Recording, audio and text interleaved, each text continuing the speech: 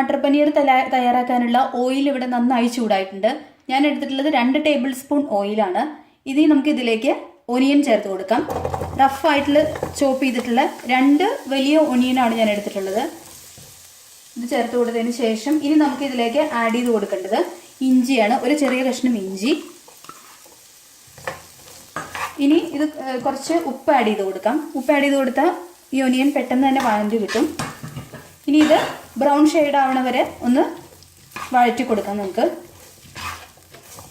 ഇപ്പോൾ ഒനിയൻ നന്നായിട്ട് colour change ആയിട്ട് ബ്രൗൺ ഷെയ്ഡ് ആയിട്ടുണ്ട്. ഇനിയിപ്പോൾ നമുക്ക് ഇതിലേക്ക് തക്കാളി ചേർത്ത് കൊടുക്കാം. ഞാൻ എടുത്തിട്ടുള്ളത് 3 തക്കാളിയാണ്. ഇത് ഇതിലേക്ക് ആഡ് ചെയ്യാം. പിന്നെ ഒരു കാര്യം പറയാൻ വിട്ടുപോയി, നിങ്ങൾക്ക് താല്പര്യം ഉണ്ടെന്നുണ്ടെങ്കിൽ ഇഞ്ചി ചേർത്ത സമയത്ത് തന്നെ വെളുത്തുള്ളി ചേർത്ത് കൊടുത്തോളൂ. എനിക്ക് പിന്നെ അത് ഇഷ്ടമില്ലാത്തത് കൊണ്ടാണ് ഞാൻ ചേർക്കാത്തത്. ഇനി നമുക്കിത് നന്നായിട്ടൊന്ന് മിക്സ് ചെയ്ത് കൊടുക്കാം.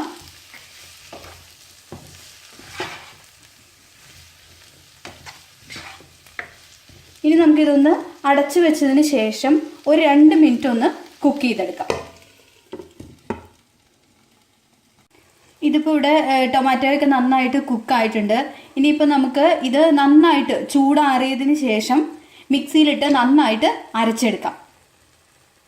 ഇതിപ്പോൾ കംപ്ലീറ്റ് കൂളായിട്ടുണ്ട്. ഇനിയിപ്പോൾ ഞാനിത് അരച്ചെടുക്കാൻ പോവാണ് കേട്ടോ. അപ്പോൾ ഇനി ഇതിലേക്ക് അതിന് മുമ്പായിട്ട് കുറച്ച് കാഷ്യൂനട്ട് നമുക്ക് ചേർത്ത് കൊടുക്കേണ്ടതുണ്ട്. ഇതിപ്പോൾ ഞാൻ എടുത്തിട്ടുള്ളത് ബ്രോക്കൺ കാഷ്യൂസ് ആണ്, ഒരു 2 ടേബിൾ സ്പൂൺ. അല്ലാന്നുണ്ടെന്നുണ്ടെങ്കിൽ ഫുൾ കാഷ്യൂ ആണെന്നുണ്ടെങ്കിൽ ഒരു 5-6 കാഷ്യൂ എടുത്താൽ മതിയാവും. ഇനിയിപ്പോൾ നമുക്കിത് നന്നായിട്ടൊന്ന് അരച്ചെടുക്കാം. പാൻ ഇപ്പോൾ നന്നായി ചൂടായിട്ടുണ്ട്. ഞാൻ ഈ സെയിം പാൻ തന്നെയാണ് ഉപയോഗിക്കുന്നത്. ഇനിയിപ്പോൾ നമുക്ക് ഇതിലേക്ക് 1.5 ടേബിൾ സ്പൂൺ ഓയിൽ ഒഴിച്ചു കൊടുക്കാം. ഓയിൽ നന്നായി ചൂടായതിനു ശേഷം നമുക്ക് ജീരകം ഇട്ട് കൊടുക്കാം. ഓയിൽ നന്നായി ചൂടായിട്ടുണ്ട്. ഇനി നമുക്കിതിലേക്ക് ജീരകം ചേർത്ത് കൊടുക്കാം. 1.5 സ്പൂൺ ജീരകം. പിന്നെ ഇനി ഇതിലേക്ക് അരച്ചു വെച്ചിട്ടുള്ള ഈ പേസ്റ്റ് ചേർത്ത് കൊടുക്കാം. ഇതൊന്ന് മിക്സ് ചെയ്ത് കൊടുക്കാം. ഈ പേസ്റ്റ്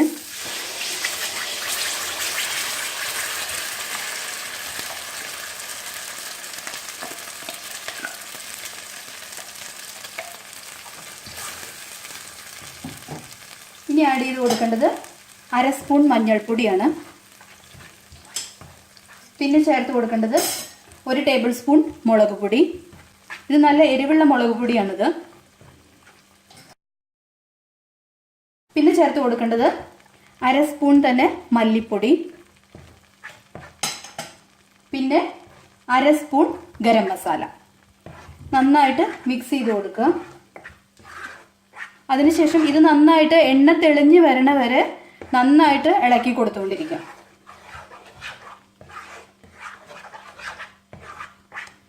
ഇപ്പോൾ ഇത് എണ്ണ നന്നായിട്ട് തെളിഞ്ഞ് കളറൊക്കെ ചേഞ്ച് ആയിട്ടുണ്ട്. ഇനി നമുക്ക് ഇതിലേക്ക് 2 ടേബിൾ സ്പൂൺ തൈര് ചേർത്ത് കൊടുക്കാം. ഒന്ന് മിക്സ് ചെയ്ത് കൊടുക്കാം.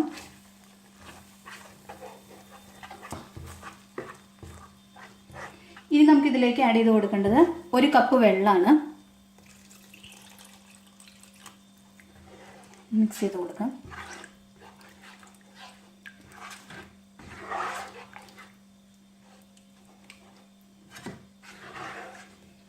ഇനി നമുക്ക് ഇതിലേക്ക് ഞാൻ എടുത്തു വെച്ചിട്ടുള്ളത് 200 ഗ്രാം പനീരാണ്. ഇത് ആഡ് ചെയ്ത് കൊടുക്കാം. പിന്നെ ഇനി ചേർത്ത് കൊടുക്കേണ്ടത് ഇത് 100 ഗ്രാം ഗ്രീൻ പീസാണ്. ഇത് ഞാൻ എടുത്തിട്ടുള്ളത് ഫ്രോസൺ ഗ്രീൻ പീസാണ്. ഇതും ഇട്ട് കൊടുക്കാം. എന്നിട്ട് പതുക്കെ ഒന്ന് മിക്സ് ചെയ്ത് കൊടുക്കാം. ഈ പനീർ ബ്രോക്കൺ ആവാത്ത രീതിയിൽ ജസ്റ്റ് ഒന്ന് മിക്സ് ചെയ്യാം. ഇനി ഞാൻ ഇതിലേക്ക് കുറച്ച് ഉപ്പും കൂടി ആഡ് ചെയ്യുന്നുണ്ട്. ആദ്യം നമ്മൾ കുറച്ച് ഉപ്പ് ഇട്ടിരുന്നു. ഞാൻ കുറച്ചും കൂടി ആഡ് ചെയ്യുന്നുണ്ട് ഇതിലേക്ക്. ഇനി നമുക്കിതൊന്ന് അടച്ചു വെച്ചതിന് ശേഷം ഒരു 5 മിനിറ്റ് ഒന്ന് ബോയിൽ ചെയ്തെടുക്കാം. കാരണം ഈ മസാലയൊക്കെ ഇതിൽ നന്നായിട്ട് പിടിക്കാൻ വേണ്ടിയിട്ടാണ്. അങ്ങനെ ഒന്ന് അടച്ചു വെച്ച് കൊടുക്കാം. ഇപ്പോൾ കറി ഇവിടെ നന്നായിട്ട് പാകമായിട്ട് വന്നിട്ടുണ്ട്. എല്ലാം മസാലയൊക്കെ നന്നായി പിടിച്ചിട്ടുണ്ട്. ഇനി ഞാനിതിലേക്ക് ചേർക്കാൻ പോണത് കുറച്ച് ക്രീമാണ്. 1 ടേബിൾ സ്പൂൺ ക്രീം. ഇത് ഓപ്ഷണലാണ്. നിങ്ങൾക്ക് താല്പര്യം ഉണ്ടെന്നുണ്ടെങ്കിൽ മാത്രം ചേർത്ത് കൊടുത്താൽ മതി. പിന്നെ ഇനി കുറച്ച് മല്ലിയിലയും കൂടി ഇതിൽ ചേർത്ത് കൊടുക്കാം.